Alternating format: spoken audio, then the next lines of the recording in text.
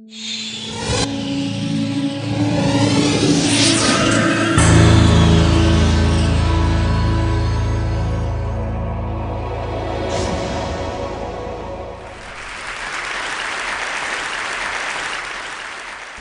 do you explain when things don't go as we assume? Or better, how do you explain when others are able to achieve things that seem to defy all of the assumptions? For example, why is Apple so innovative? Year after year after year after year, they're more innovative than all their competition. And yet, they're just a computer company. They're just like everyone else. They have the same access to the same talent, the same agencies, the same consultants, the same media. Then why is it that they seem to have something different? Why is it that Martin Luther King led the civil rights movement? He wasn't the only man who suffered in a pre-civil rights America, and he certainly wasn't the only great orator of the day. Why him? And why is it that the Wright brothers were able to figure out controlled powered manned flight when there were certainly other teams who were better qualified, better funded, and they didn't achieve powered manned flight, and the Wright brothers beat them to it? There's something else at play here. About 3.5 years ago, I made a discovery, and this discovery profoundly changed my view on how I thought the world worked, and it even profoundly changed the way in which I operate in it. As it turns out, there's a pattern. As it turns out, all the great and inspiring leaders and organizations in the world, whether it's Apple or Martin Luther King or the Wright brothers, they all think, act, and communicate the exact same way, and it's the complete opposite to everyone else. All I did was codify it. And it's probably the world's simplest idea. I call it the golden circle.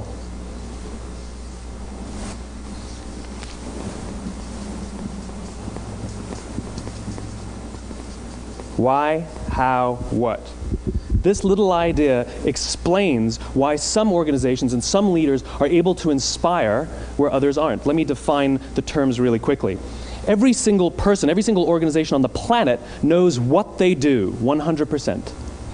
Some know how they do it, whether you call it your differentiating value proposition or your proprietary process or your USP. But very, very few people or organizations know why they do what they do. And by why, I don't mean to make a profit. That's a result. It's always a result. By why, I mean what's your purpose? What's your cause? What's your belief? Why does your organization exist? Why do you get out of bed in the morning? And why should anyone care? Well, as a result, the way we think, the way we act, the way we communicate is from the outside in. It's obvious. We go from the clearest thing to the fuzziest thing. But the inspired leaders and the inspired organizations, regardless of their size, regardless of their industry, all think, act, and communicate from the inside out. Let me give you an example. I use Apple because they're easy to understand and everybody gets it. If Apple were like everyone else, a marketing message from them might sound like this: we make great computers. They're beautifully designed, simple to use, and user-friendly. Want to buy one? Meh. And that's how most of us communicate. That's how most marketing is done, that's how most sales is done, and that's how most of us communicate interpersonally. We say what we do, we say how we're different or how we're better, and we expect some sort of behavior, a purchase, a vote, something like that. Here's our new law firm. We have the best lawyers with the biggest clients. We have, we always perform for our clients, do business with us. Here's our new car. It gets great gas mileage. It has, leather seats. Buy our car. But it's uninspiring. Here's how Apple actually communicates. Everything we do, we believe in challenging the status quo. We believe in thinking differently. The way we challenge the status quo is by making our products beautifully designed, simple to use, and user-friendly. We just happen to make great computers. Want to buy one? Totally different, right? You ready to buy a computer from me? All I did was reverse the order of the information. What it proves to us is that people don't buy what you do, people buy why you do it. People don't buy what you do, they buy why you do it. This explains why every single person in this room is perfectly comfortable buying a computer from Apple. But we're also perfectly comfortable buying an MP3 player from Apple, or a phone from Apple, or a DVR from Apple. But as I said before, Apple's just a computer company. There's nothing that distinguishes them structurally from any of their competitors. Their competitors are all equally qualified to make all of these products. In fact, they tried. A few years ago, Gateway came out with flat screen TVs. They're eminently qualified to make flat screen TVs. They've been making flat screen monitors for years. Nobody bought one. And Dell came out with MP3 players and PDAs. And they make great quality products, and they can make perfectly well-designed products, and nobody bought one. In fact, talking about it now, we can't even imagine buying an MP3 player from Dell. Why would you buy an MP3 player from a computer company? But we do it every day. People don't buy what you do, they buy why you do it. The goal is not to do business with everybody who needs what you have. The goal is to do business with people who believe what you believe. Here's the best part. None of what I'm telling you is my opinion. It's all grounded in the tenets of biology, not psychology, biology. If you look at a cross-section of the human brain, looking from the top down, what you see is the human brain is actually broken into three major components that correlate perfectly with the golden circle. Our newest brain, our Homo sapien brain, our neocortex, corresponds with the what level. The neocortex is responsible for all of our rational and analytical thought and language. The middle two sections make up our limbic brains, and our limbic brains are responsible for all of our feelings, like trust and loyalty. It's also responsible for all human behavior, all decision-making, and it has no capacity for language. In other words, when we communicate from the outside in, yes, people can understand vast amounts of complicated information like features and benefits and facts and figures. It just doesn't drive behavior. When we communicate from the inside out, we're talking directly to the part of the brain that controls behavior, and then we allow people to rationalize it with the tangible things we say and do. This is where gut decisions come from. You know, sometimes you can give somebody all the facts and your figures, and they say, I know what all the facts and details say, but it just doesn't feel right. Why would we use that verb? It doesn't feel right. Because the part of the brain that controls decision-making doesn't control language. And the best we can muster up is, I don't know, it just doesn't feel right. Or sometimes you say you're leading with your heart or you're leading with your soul. Well, I hate to break it to you, those aren't other body parts controlling your behavior. It's all happening here in your limbic brain, the part of the brain that controls decision-making and not language. But if you don't know why you do what you do, and people respond to why you do what you do, then how will you ever get people to vote for you or buy something from you, or more importantly, be loyal and want to be a part of what it is that you do? Again, the goal is not just to sell people who need what you have. The goal is to sell to people who believe what you believe. The goal is not just to hire people who need a job. It's to hire people who believe what you believe. I always say that, you know, there's if you hire people just because they can do a job, they'll work for your money. But if you hire people who believe what you believe, they work for you with blood and sweat and tears. And nowhere else is there a better example of this than with the Wright brothers. Most people don't know about Samuel Pierpont Langley. And back in the early 20th century, the pursuit of powered man flight was like the dot-com of the day. Everybody was trying it. And Samuel Pierpont Langley had what we assume to be the recipe for success. I mean, even now, when you ask people, why did your product or why did your company fail? And people always give you the same permutation of the same three things. Undercapitalized, the wrong people, bad market conditions. It's always the same three things. So let's explore that. Samuel Pierpont Langley was given $50,000 by the War Department to figure out this flying machine. Money was no problem. He held a seat at Harvard and worked at the Smithsonian and was extremely well connected. He knew all the big minds of the day. He hired the best minds money could find, and the market conditions were fantastic. The New York Times followed him around everywhere, and everyone was rooting for Langley. And how come we've never heard of Samuel Pierpont Langley? A few hundred miles away in Dayton, Ohio, Orville and Wilbur Wright. They had none of what we consider to be the recipe for success. They had no money. They paid for their dream with the proceeds from their bicycle shop. Not a single person on the Wright brothers' team had a college education, not even Orville or Wilbur. And the New York Times followed them around nowhere. The difference was Orville and Wilbur were driven by a cause, by a purpose, by a belief. They believed that if they could figure out this flying machine, it'll change the course of the world. Samuel Pierpont Langley was different. He wanted to be rich, and he wanted to be famous. He was in pursuit of the result. He was in pursuit of the riches. And lo and behold, look what happened. The people who believed in the Wright brothers' dream worked with them with blood and sweat and tears. The others just worked for the paycheck. And they tell stories of how every time the Wright brothers went out, they would have to take 5 sets of parts because that's how many times they would crash before they came in for supper. And eventually, on December 17th, 1903, the Wright brothers took flight. And no one was there to even experience it. We found out about it a few days later. And further proof that Langley was motivated by the wrong thing, the day the Wright brothers took flight, he quit. He could have said, "That's an amazing discovery, guys. Now we'll improve upon your technology." But he didn't. He wasn't first. He didn't get rich. He didn't get famous. So he quit. People don't buy what you do, they buy why you do it. And if you talk about what you believe, you will attract those who believe what you believe. Well, why is it important to attract those who believe what you believe? Something called the law of diffusion of innovation. And if you don't know the law, you definitely know the terminology. The first 2.5% of our population are our innovators. The next 13.5% of our population are our early adopters. The next 34% are your early majority, your late majority, and your laggards. The only reason these people buy touch-tone phones is because you can't buy rotary phones anymore.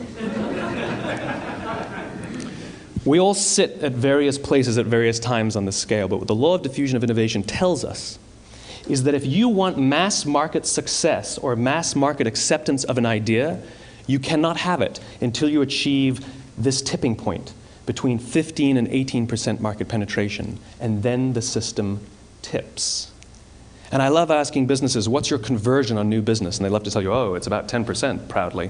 Well, you can trip over 10% of the customers.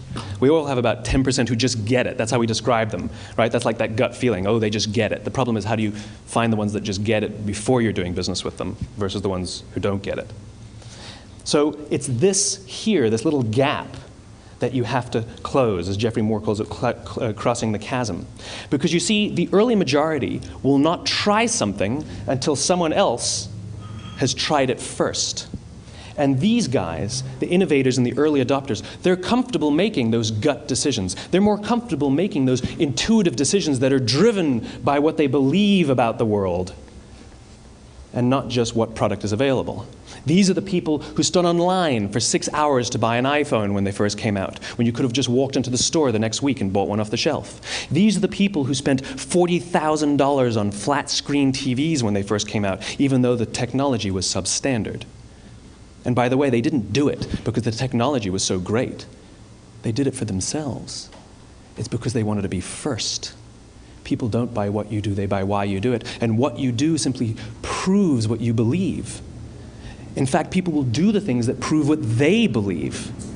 The reason that person bought the iPhone in the first 6 hours, or stood in line for 6 hours, was because of what they believed about the world and how they wanted everybody to see them. They were first. People don't buy what you do, they buy why you do it. So let me give you a famous example, a famous failure and a famous success of the law of diffusion of innovation. First, the famous failure. It's a commercial example. As we said before a second ago, the recipe for success is money and the right people and the right marketing conditions, right? You should have success then. Look at TiVo. From the time TiVo came out about 8 or 9 years ago to this current day, they are the single highest quality product on the market. Hands down, there is no dispute. They were extremely well funded. Market conditions were fantastic. I mean, we use TiVo as a verb. I TiVo stuff on my piece of junk Time Warner DVR all the time. But TiVo is a commercial failure.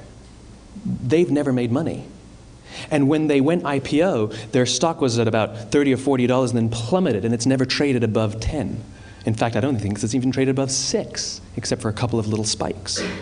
Because you see, when TiVo launched their product, they told us all what they had. They said, we have a product that pauses live TV, skips commercials, rewinds live TV, and memorizes your viewing habits without you even asking. And the cynical majority said, we don't believe you, we don't need it, we don't like it, you're scaring us. What if they had said, if you're the kind of person who likes to have total control over every aspect of your life, boy, do we have a product for you. It pauses live TV, skips commercials, memorizes your viewing habits, etc., etc. People don't buy what you do, they buy why you do it, and what you do simply serves as the proof of what you believe. Now let me give you a successful example of the law of diffusion of innovation. In the summer of 1963, 250,000 people showed up on the Mall in Washington to hear Dr. King speak. They sent out no invitations, and there was no website to check the date. How do you do that? Well, Dr. King wasn't the only man in America who was a great orator. He wasn't the only man in America who suffered in a pre-civil rights America. In fact, some of his ideas were bad. But he had a gift. He didn't go around telling people what needed to change in America. He went around and told people what he believed. I believe, I believe, I believe, he told people. And people who believed what he believed took his cause and they made it their own, and they told people. And some of those people created structures to get the word out to even more people. And lo and behold, 250,000 people showed up on the right day, on the right time to hear him speak. How many of them showed up for him? 0. They showed up for themselves. It's what they believed about America that got them to travel on a bus for 8 hours to stand in the sun in Washington in the middle of August. It's what they believed, and it wasn't about black versus white. 25% of the audience was white. Dr. King believed that there are 2 types of laws in this world, those that are made by a higher authority and those that are made by man. And not until all the laws that are made by man are consistent with the laws that are made by the higher authority will we live in a just world. It just so happens that the civil rights movement was the perfect thing to help him bring his cause to life. We followed him not for him, but for ourselves. And by the way, he gave the I have a dream speech, not the I have a plan speech. Listen to politicians now with their comprehensive 12-point plans. They're not inspiring anybody. Because there are leaders and there are those who lead. Leaders hold a position of power or authority, but those who lead inspire us. Whether they're individuals or organizations, we follow those who lead not because we have to, but because we want to. We follow those who lead not for them, but for ourselves. And it's those who start with why that have the ability to inspire those around them or find others who inspire them. Thank you very much.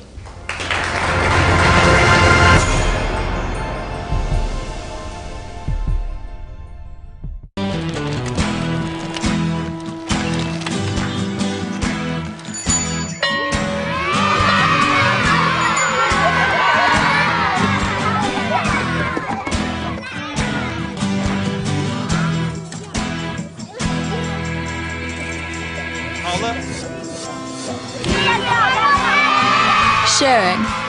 That's video on the Human Network. Siska, welcome to the Human Network.